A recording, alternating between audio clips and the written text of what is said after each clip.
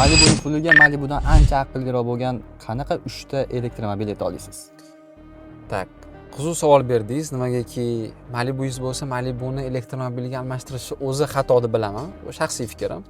Lekin agar Malibuni puliga yetadigan bo'lsam, birinchi o'rinda BMWdan i3 35L avtomobilini aytgan bo'lardim. Nimagaki ham obro'li va ham komfortli avtomobil.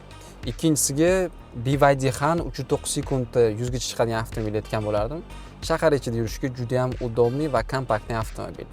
Va uchinchisiga Zikr 007 ikkita motorlisi naqd 3,5 sekundda 100 gacha chiqadi. Shahar ichida yurishga juda ham udobniy, tez va undan tashqari juda ham jerskiylikka ega bo'lgan avtomobil. Patok ichida ham ajralib turasiz. Lekin meni o'zimning shaxsiy fikrim, Malibuyingiz bo'lsa, Malibuni hech qanaqa elektromobilga almashtirish keragi yo'q. Nimaiki Malibu bergan sizga statusi hech qaysi elektromobil baribir bera olmaydi.